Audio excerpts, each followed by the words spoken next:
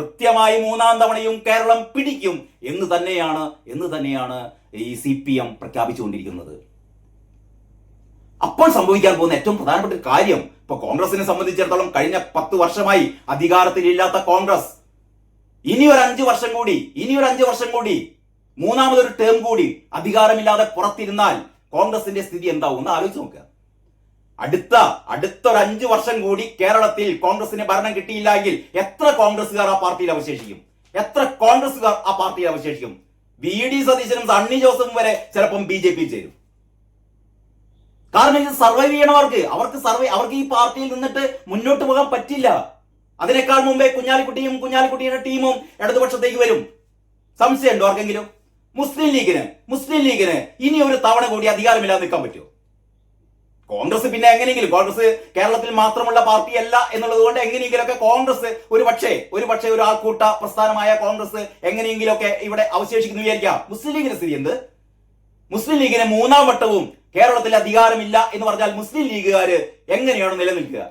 തീർച്ചയായും നിങ്ങൾ ഉറപ്പിച്ചോ, 2026 കോൺഗ്രസ് ഒരിക്കലും തിരിച്ചു വരില്ല, കോൺഗ്രസിന് ഒരിക്കലും ഭരണം കിട്ടില്ല എന്നുള്ളൊരവസ്ഥ സംജാതമാകുമ്പോൾ തീർച്ചയായും ആദ്യം ഇടതു മുന്നണിയിലേക്ക് വാതിൽ മുട്ടുന്നത് അല്ലെങ്കിൽ നിലവിളിച്ചുകൊണ്ട് ഞങ്ങളെ രക്ഷിക്കണേ എന്ന് പറഞ്ഞുകൊണ്ട് വരുന്നത് കുഞ്ഞാലിക്കുട്ടിയും ടീമുമായിരിക്കും, മുസ്ലിം ലീഗായിരിക്കും.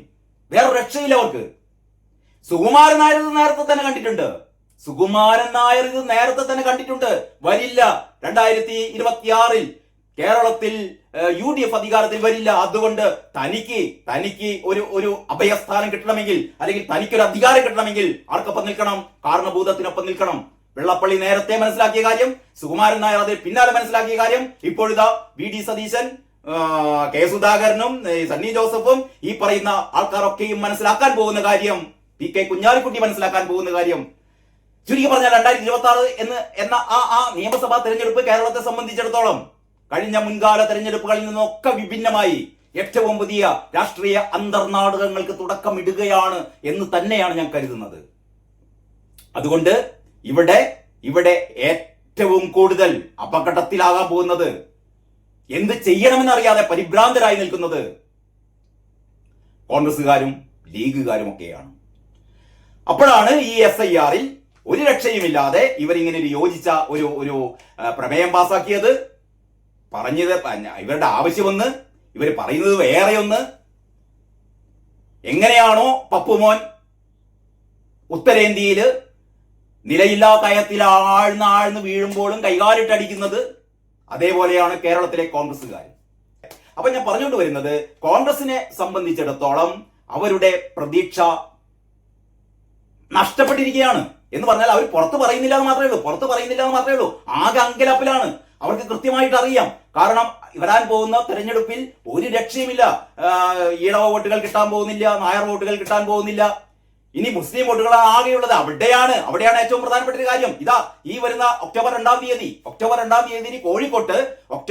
തീയതി കോഴിക്കോട്ട് CPM ഒരു മഹാസമ്മേളനം നടത്തുന്നു. CPM അല്ല, LDF ഒരു മഹാസമ്മേളനം നടത്തുന്നു. ഐക്യദാർഢ്യ സമ്മേളനം, പലസ്തീൻ ഐക്യദാർഢ്യ സമ്മേളനം. നമുക്കറിയാലോ 2023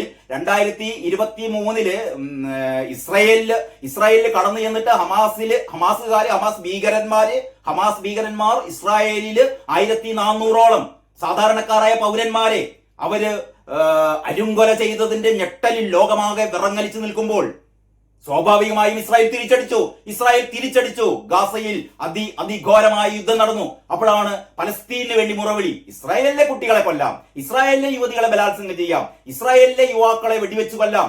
അതിലൊന്നും ആർക്കും നോവില്ല. കാരണം അതൊന്നും മുസ്ലിങ്ങളല്ല, വോട്ട് കിട്ടാൻ പോകുന്നില്ല. മുസ്ലിങ്ങൾ എവിടെയാണുള്ളത്? ഗാസയിലാണുള്ളത്. ഗാസയെ തൊടാൻ പാടില്ല.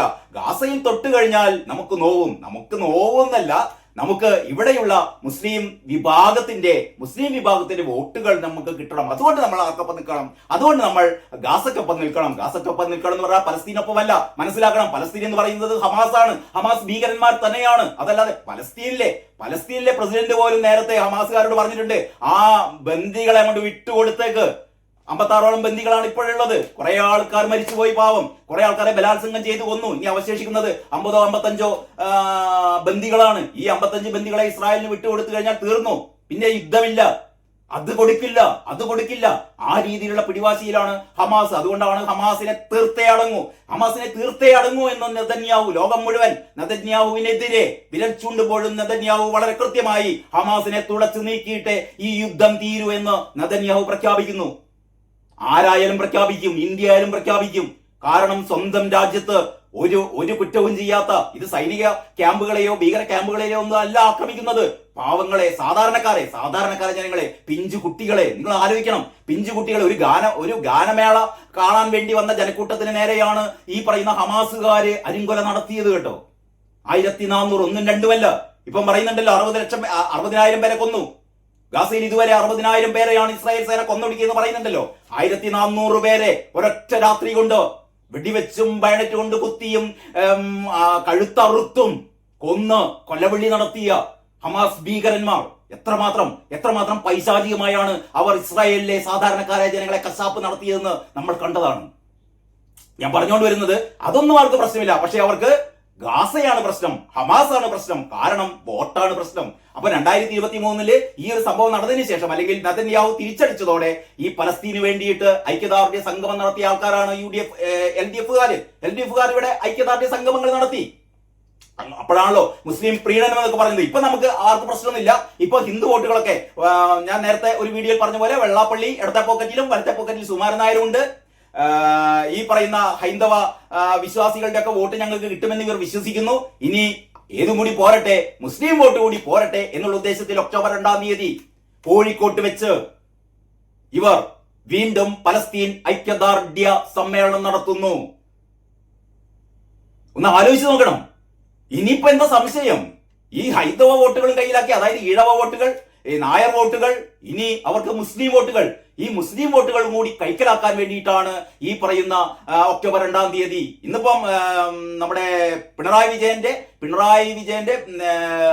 വിജയനുമായിട്ട് ഈ പലസ്തീന്റെ ഇവിടുത്തെ അംബാസിഡർ, പലസ്തീന്റെ ഇന്ത്യൻ അംബാസിഡർ പിണറായി വിജയനെ സന്ദർശിച്ചു. കേരളത്തിന്റെ എല്ലാ പിന്തുണയും പലസ്തീനും ഹമാസിനൊക്കെ പിണറായി വിജയൻ നൽകി. അത് കഴിഞ്ഞിട്ട് ഈ അംബാസഡറാണ് ഏറ്റവും മുഖ്യ അതിഥി ഒക്ടോബർ 2-ന് കോഴിക്കോട്ട് നടക്കുന്ന മഹാസമ്മേളനത്തിൽ.